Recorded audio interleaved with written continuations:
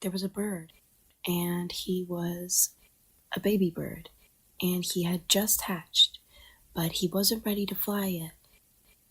And he looked up, and there was his mom. But then his mom left to get food, and all of his brothers and sisters had already spread their wings, and they were ready to fly with his mom. So he was all alone in the nest, bored out of his mind. Hours and hours were going by. He had nothing to do, and he was just thinking, really wish I were like my brothers and sisters, and I was just normal. I could just open my wings and fly with all of them. Like, why did God make me like this? And so, if I just put my mind to this, I can probably fly right out of the nest. You know what I'm saying? Just whoosh. I've seen them do it, and it doesn't look that hard, said the bird.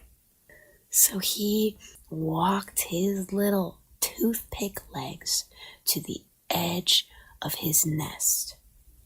He poked his head over, and he saw this big wide world below him. Just fly and just be with his family and see it all. So he takes a breath and he says, I got this. And he jumps. He falls. Because he can't fly yet, and flying doesn't work like that. You have to be physically ready to fly as a bird, and he's not in that stage of bird puberty yet. So he fell, and he hit the ground, and now he's hurt. So then, he's like, I gotta find my family, said the bird. So he lifts up his wings, and he starts army crawling. He's crawling, and he's crawling, and he's putting his mind to it. Hours go by. The sun is burning on him. It's like an old Western movie. He squints his eyes. He's looking around. No water in sight. His mouth is getting drier and drier. And he's thinking, why did I ever leave my comfort zone? Why did I ever do that, said the bird. That was the stupidest decision I've ever made, said the bird. Now he's getting bitter. Nighttime is rolling around. All of a sudden, he's getting cold. He's like, I don't have any feathers yet. I'm so stupid. That's why I can't fly. And so he goes to sleep. He wakes up. It's the next day. And when he opens his eyes, what? Wasn't a dream, said the bird. And when he opens his eyes, all he sees is an old, wise-looking snapping turtle standing right before him. He goes, who are you? And can you help me? He says, only you can help you. Turns around ever so slowly and starts walking away. But the bird needs help. So he goes, no, who are you? He says, name's Pedro. You look like you're a long way from home, said Pedro. The bird said, yeah.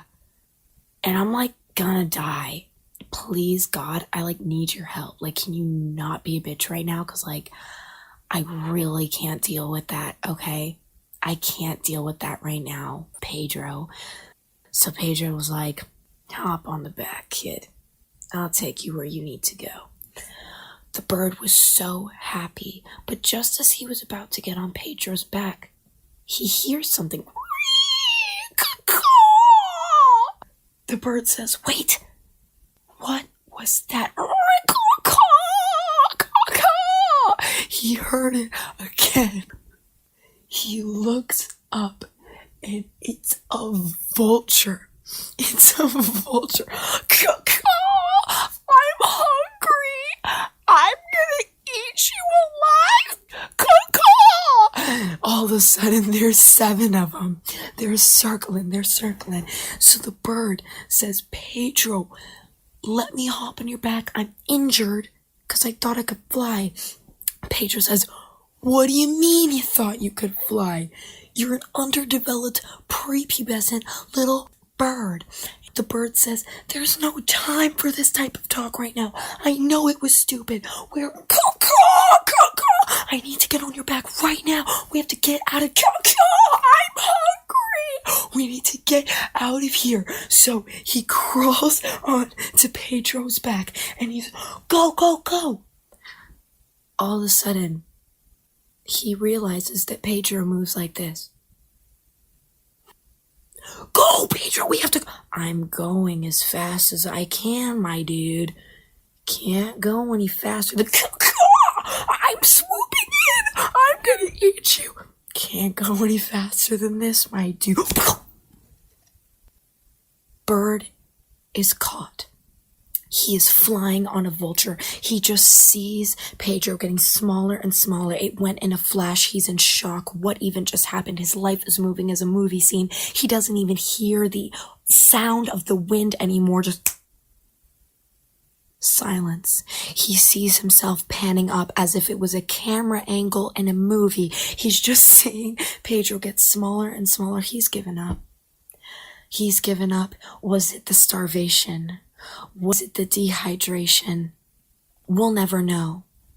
As he's flying over what used to be his comforting and beautiful home, he can't help but think back to just 2 days ago when he was a happy, healthy bird. He had just held his mother. He was looking at that same world, yet it was so different. It was filled with so much opportunity, love, adventure, and unknowingness that he was willing to explore. What a world. It was so different, yet exactly the same. If only he had known back then that now he'd be flying on the back of a vulture looking at that exact same world, alone and hungry and about to die.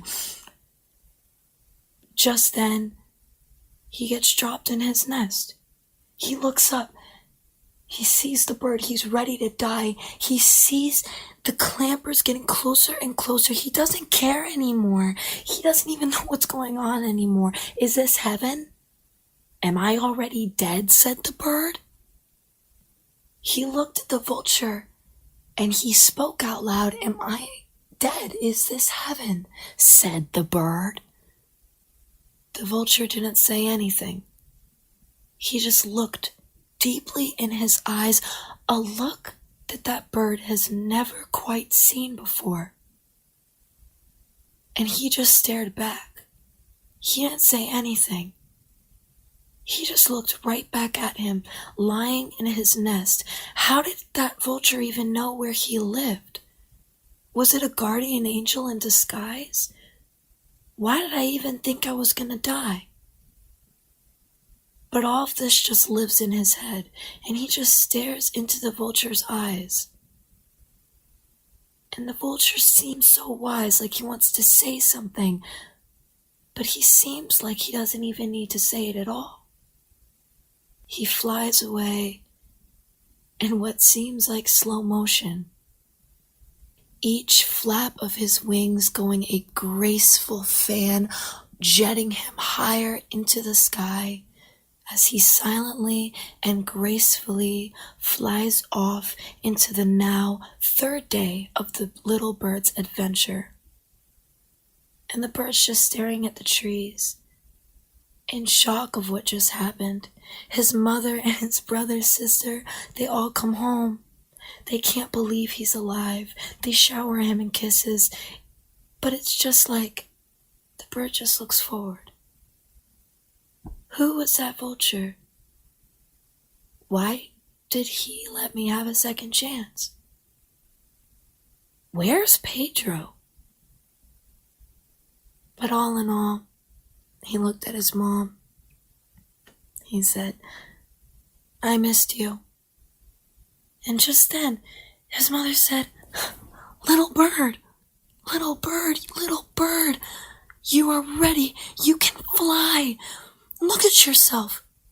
Just then, the bird said, what? He looks down at his feathers. He had been so distracted. He looks at his siblings. "I look just like you," said the bird, "covered in beautiful feathers of every single color."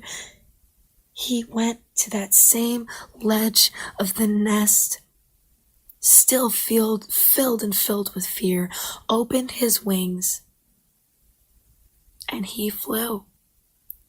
He soared, in fact. And that is the story of the bird.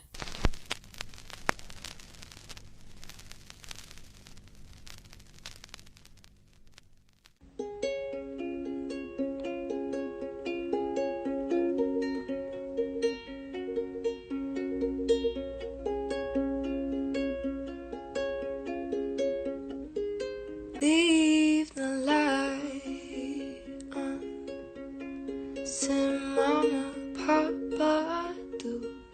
Leave the light on, so tight and close to you, 'cause I get scared in the dark of night when I can't find my key. So leave the light on for me. Tuck me in, babe, just like you always do.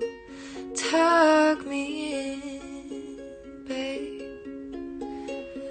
so tight and close to you, 'cause I get cold in my dreams at night, and I'm reaching out for you. So tuck me in, baby, do.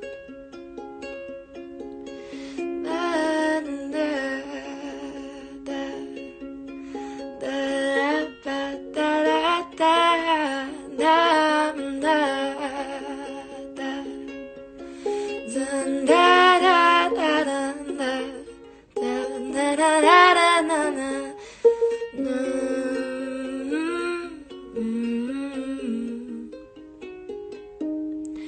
give me love, love. I say to all of you, give me sweet love, and I give it back to you. You get tired when you fall down, and then who would pick you up? So give